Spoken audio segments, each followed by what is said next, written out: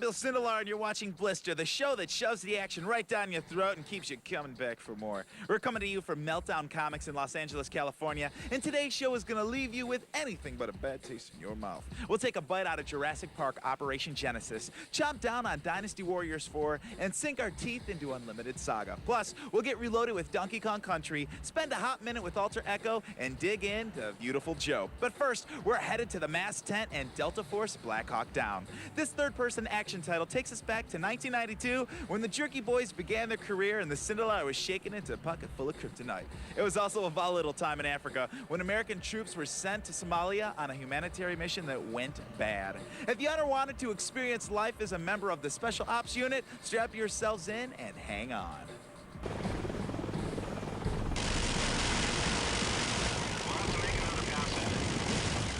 No, this Black Hawk ain't going down, but another one will soon enough. And it'll be your job to keep your guys alive because that's what it's all about. The guy next to you. Romeo 3, I'm gonna need you to slow this bird down and hover. We'll have to make another pass at it. Take out the RPGs. Delta Force Black Hawk Down is unlike any of the previous 4 games in the series. The graphics are better, the sound is more intense, and the combat, well, the combat is everywhere. It follows the events in Somalia in 1993. The U.S. forces were in there to both help protect UN humanitarian relief efforts and to take down a reigning warlord. But this Delta Force game doesn't dwell solely on the events portrayed in the book and the movie of the same name. What people have seen in the movie or maybe read in the book, that's about the last quarter of our game. The game starts off, well before that with all the missions and roles and everything that kind of led up to that. The campaign structure is very linear, so it's just you're going one mission after the next. First, you start off as a member of the 10th Mountain Division, where you're protecting UN relief convoys and supplies and making sure they get to outlying areas. And over the course of the game, your role changes, so you become a Ranger and a Delta Force operative. As part of Task Force Ranger, your job is to directly go after the warlords that have been getting in the way of the supply shipments. BHD changes up the gameplay continually to keep the action intense and varied. You'll go from escorting supply shipments in the back of a Hummer to fighting on foot in cities and villages to picking off militiamen in Blackhawks and Little Bird helicopters. The weapons we're using are all pretty much based on weapons they really had in Somalia, and that's kind of a departure for us also from previous Delta Force games. We're focusing on weapons like the CAR-15 assault rifle with an 8-point sight, the M21 sniper rifle, the Colt M1911 sidearm, and these are the weapons that primarily the Delta guys were using. The multiplayer mode has all the standard maps like Deathmatch, Capture the Flag, and Search and Destroy, among others. You'll also be able to use stationary turrets and ride in on-the-rails helicopters. Overall, this Delta Force game aims high to change the face of the series. And these levels are pretty expansive. That's another big departure from our previous Delta Force games. Is these aren't just little towns out in the middle of nowhere that you run over to, go do 2 things and then leave. These are fairly long missions with lots of vehicle interaction or kind of rail shooter type elements intermixed with all the normal Delta Force style fighting. So they're a lot bigger than the old missions. Nice job, 2-1. Now double time it back to base and the coffee's on me. If the idea of guerrilla warfare doesn't get your adrenaline flowing, or maybe you just don't think you look good in fatigues, then maybe you need a dose of Jurassic Park Operation Genesis. The game challenges you to do what Dr. John Habden couldn't: build and maintain the world's only dinosaur theme park. So if you're sick of Sim City and think Roller Coaster Tycoon jump the tracks, spare no expense with Jurassic Park Operation Genesis. It's yours. Jurassic Park. It's your job to make it work. Just build the park and populate it with dinosaurs.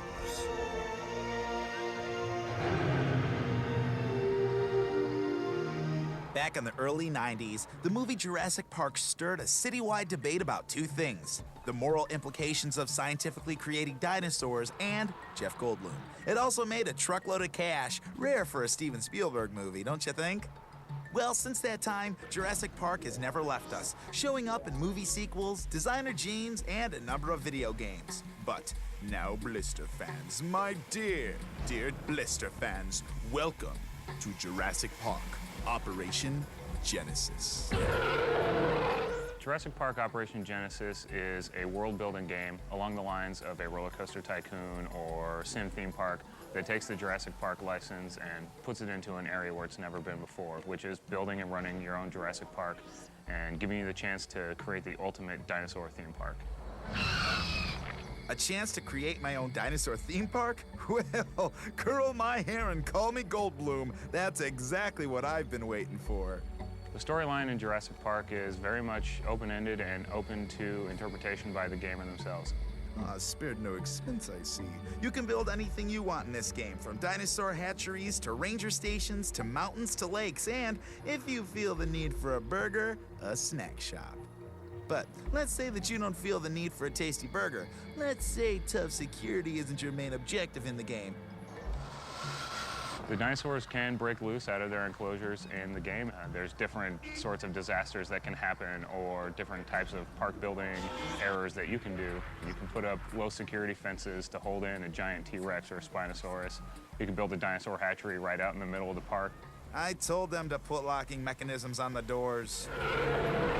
There are more than 25 different types of dinosaurs in the game, and they include everybody's favorites like the Spinosaurus and the T-Rex and, the Raptors. So everything is in there. We've added in a mission-based action element structure, and this can range from driving around a Jeep on safari to take pictures or flying around a helicopter to sedate dinosaurs with a tranquilizer rifle, when they're running loose within the park and getting crazy. Blister fans, after careful consideration, I've decided to endorse this park. Nice use of a Jurassic Park reference, Bill. You still got it. Design it, build it, breed dinosaurs. It's yours. Jurassic Park. That game makes zookeepers look like a bunch of wimps. Oh no, the non-poisonous garden snake escaped from its cage. Seriously though, Jurassic Park Operation Genesis is like the ultimate zoo tycoon, loaded with hordes of dangerous extinct animals. Kind of like the Blister production staff. Alright, it's getting kind of late and I need to go call my mom, but stick around, because after the break we're going to check out the cheeky world of catapults and battering rams with Dynasty Warriors 4, and we'll check out the RPG saga of Unlimited Saga. That's coming up only on Blister.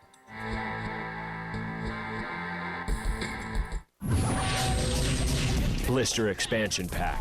We'll be right back.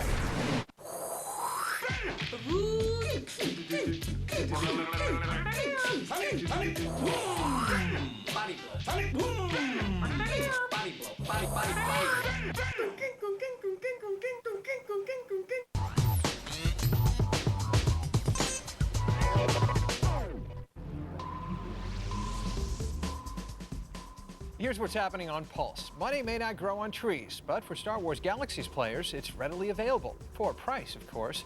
We'll explain how eBay is having an impact on the game. Plus, if you can't decide which Lara Croft you like better, don't. We'll give you a dose of both as we look at both the new Tomb Raider game and the new movie. That's what's coming up this week. For all the news in the world of games, make sure to watch what you play, right here on Pulse.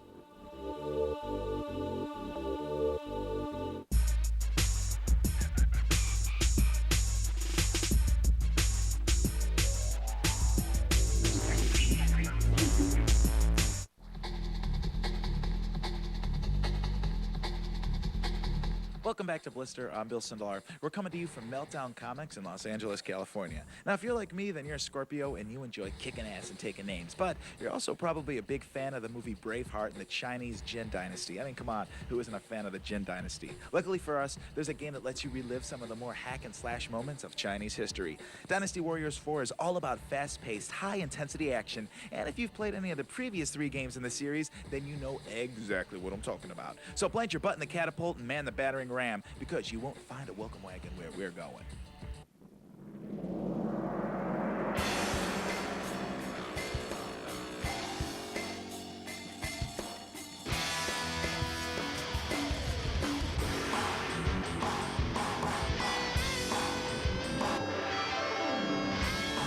For an up-close look at the ongoing Chinese dynasty conflict, let's go live to field reporter Bill Sindelar, who is embedded with the soldiers in ancient China. Bill, can you hear me? Yes, loud and clear. I'm here in China in the year 168 AD, taking a look at the battles of the Dynasty Warriors 4 for the PS2. The real story here is the epic Muso mode. I've recently learned that Muso is the Mandarin word for ass-kicking. Did you say ass-kicking? Yes, ass-kicking, Bob, and lots of it. In the Muso career mode, generals are slashing through hordes of warriors as they take down the Han Dynasty and then restore it. Any telling how long this battle will persist, Bill? Well, looks like this campaign's gonna continue for 15 stages, each containing task mission-based battles in the unique and expansive environments. What are the enemy strengths? It seems that the rebel factions have developed some artificial intelligence. Now, enemy generals are showing real-time strategy in their attacks, and even the frontline grunts choose which battles to fight in based on momentum and morale. The enemy warriors also have some new toys, including battering rams and wooden cow tanks. Wooden cow tanks? Honestly, Bill, I worry for your safety. Are you protected? I appreciate your kind words, and I have 2 dedicated bodyguards following me throughout the battles. Now, these bodyguards, as well as the generals, are customizable, including weapons, looks, and strategies. Yes, we have reports of many generals controlling the forces. New characters are being unlocked all the time. Also, there's a 2-player cooperation mode, so you can bring your friends right into the battlefield with you. You can even take them out for pony rides. Ponies! You mentioned the ponies. What else are the men doing to keep up morale? 2 words. Mini-games. These offerings are like dim sum and then some. Race against the clock, destroying as many items as possible, or becoming the fastest to kill 100 soldiers. Whoa, hold on here, guys. It looks like I'm breaking up. Anyway, you can get all of the Dynasty Warriors 4 action on your PS2, or just drop by and hang out with me in 2nd century China. We'll get a massage. Okay, so now that you're caught up with your Chinese history, let's talk some Nintendo history. The Saga RPG series has been around since I was a wee little lad playing with the original Game Boy. The key to the series has always been its multi-path storylines. They always reminded me of the choose-your-own-adventure books. Unlimited Saga is the latest game in the series, and it's set to take it to new heights with a non-linear adventure, hand-drawn characters, and something called sketch motion. This isn't your father's RPG, it's your mother's.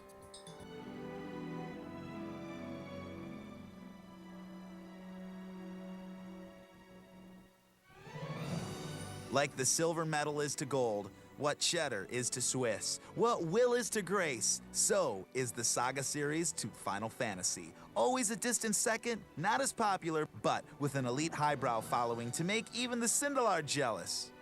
Barely. And now the Saga series returns with Unlimited Saga, and it will soon, oh so soon, be available on the PS2. With games such as Saga Frontier and Saga Frontier 2 previously made available, America has always been slow to latch onto this RPG series. Some say the games weren't very good, some say the games weren't marketed properly, some say the RPGs themselves are a tough sell. If you don't know, Saga's been around since the days of the very first Game Boy. To put that in proper perspective, it was a while ago. Now, it wasn't so much the gameplay that got people interested, but the overall look and attitude. Look at the graphics in this game. Look at that visual style. Hand-drawn, hand-painted, hand-washed, 2D and 3D all at the same time. Whew. Unlimited Saga gives us a whole new way to look at video games with a technology known as sketch motion. As we all know, sketch motion was reverse engineered from the Roswell crash back in 1947. Or was it? Actually, it was developed by Adobe Systems with no assistance from any aliens. I was just kidding with the Roswell joke. Or was I? Unlimited Saga is the story of 7 unique heroes picked to live in a non-linear RPG universe and have their lives disrupted by 7 grand menaces. The journey begins when all 7 set out to find a great deity that has proclaimed itself the beginning of a new golden age. All the characters cross paths at a festival kind of like Lollapalooza, but not really. You gotta love the battles in the game. Look at the characters you'll fight. It's the oddest assortment of characters since I went to G4's weekend mountain retreat. Check out that fighting mushroom. I haven't seen a shroom like that since I caught fish back in '99. Talk about bouncing around the room. This game is already on the make in Japan, and we're expecting it to dock in our shores in the summer of 2003. If you've always liked Final Fantasy, this bad boy will appeal to you. If you're bored with first-person shooters or summer movie tie-ins, Unlimited Saga could be just the change of pace you need. The open-ended adventures you could have are unlimited. I may not know much, but I do know this. Square has pulled out all the stops in this game. They even recruited Final Fantasy X's art director to help with the character design. Now I hear an Icy calling my name, so we're gonna take a break. But when we come back, we're getting reloaded with everyone's favorite primate. We'll spend a hot minute with Ultra Echo, and we'll scarf some burgers with Viewtiful Joe. That's coming up only on Blister.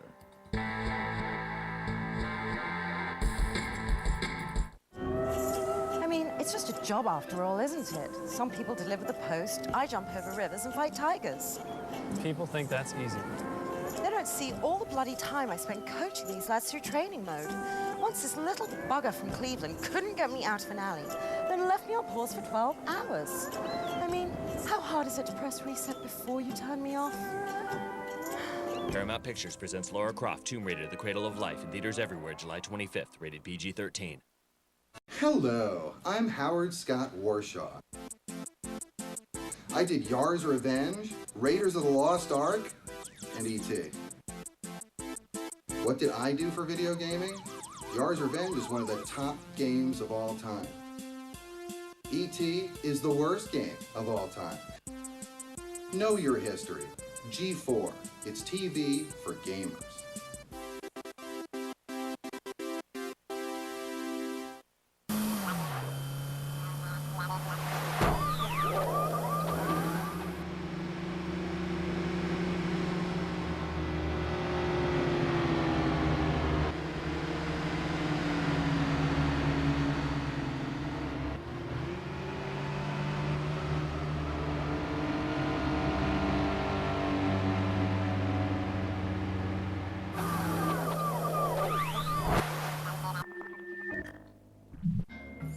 In 2003, gamer consciousness will elevate worldwide with G4ia. A celebration of global proportions, G4 is hosting this truly euphoric event with heavenly live bands, radiant celebrities, industry gurus, the Shangri-La of award shows. Watch, entertain, enlightenment. Achieve the glow. G4ia, presented by EB Games and Jeep. Friday, August 8th at 8 p.m.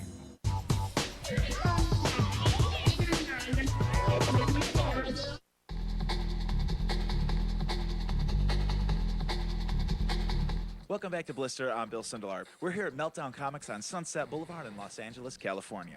Now, if you were to ask people at random who their favorite gorilla that never starred in a movie but did get his own start in video games was, I can guarantee you most of them would say Donkey Kong. He started out as your enemy in the original game bearing his name, but after some anger management training and a good dose of shock therapy, a kinder, gentler Kong came to the SNES in today's reloaded title, Donkey Kong Country.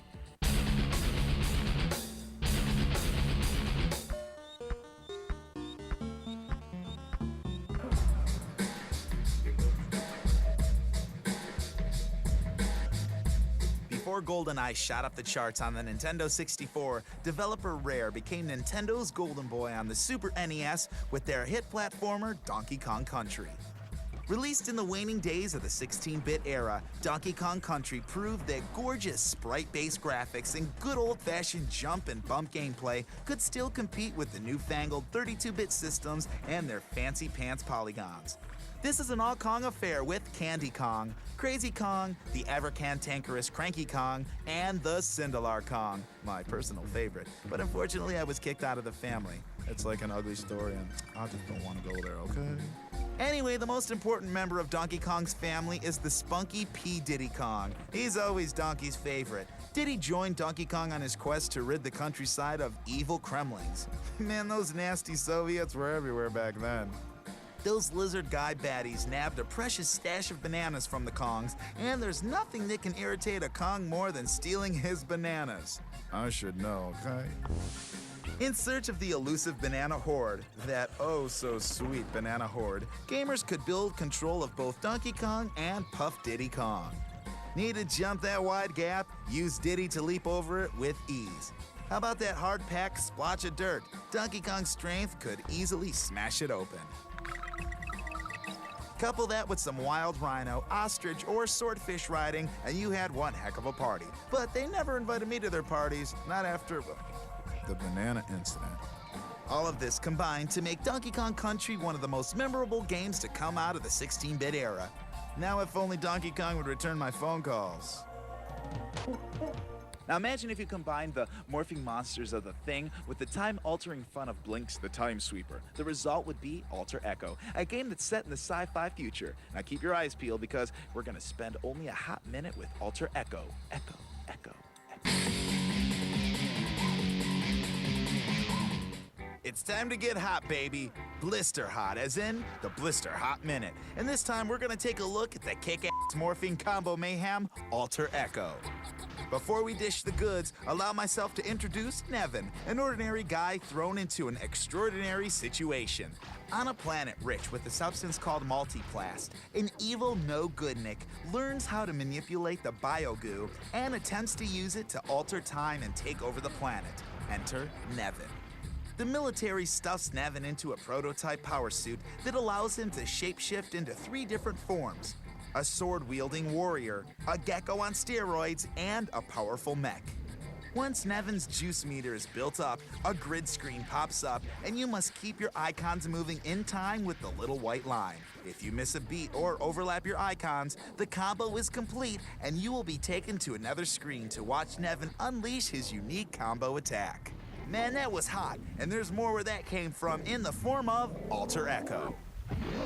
Okay, well let's stick with the morphing concept and take a look at Viewtiful Joe.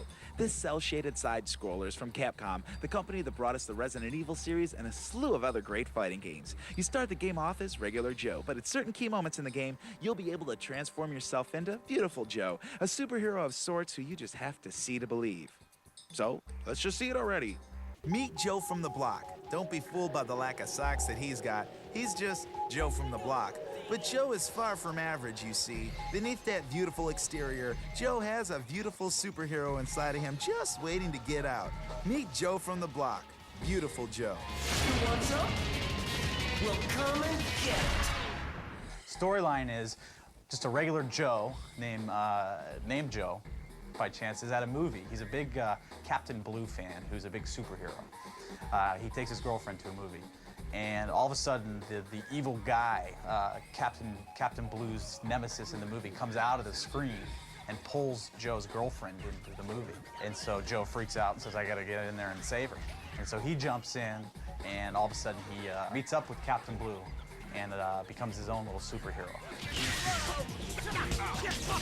What's great about Viewtiful Joe is that the gameplay is designed kind of twofold. Number one is very classic gameplay, very classic platformer. You jump, kick, punch, dodge, very simple. But then we've added, because Joe turns into a superhero, he gets his superpowers, and because he's in a movie, his superpowers are based around visual effects. So you can slow down the action all of a sudden, and your enemy and Joe will roll around a bullet that he's getting shot at him, or he can punch the bullet back into the enemy.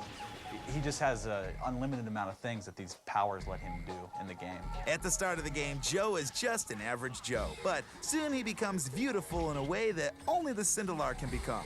However, his beautifulness is limited by a juice meter. When he kicks in his visual effects superpowers, the meter drops. If he holds on too long, he will revert back to his average self. There's some puzzle solving, but it's not your average kind. It's more beautiful than that. See this slot machine? To get into the next room, Joe must line up 3 Vs. It's going too fast, right? Wrong. Kick in the slow motion, and his beautifulness can line him up and let him go. His beautifulness runs that fancy cell cartooning anime shadiness at a steady 60 frames without a hint of slowdown. Most impressive.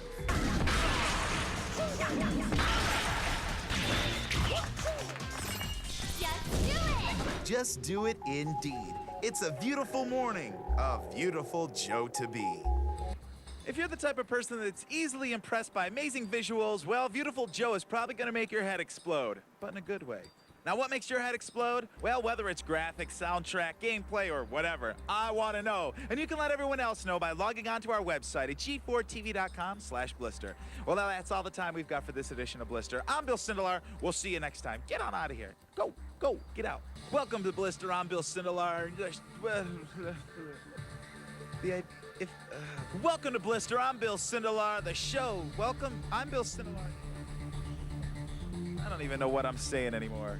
And today's reloaded title, Donkey Kong Country. Shut that kid up. Seriously, where the hell is the parent?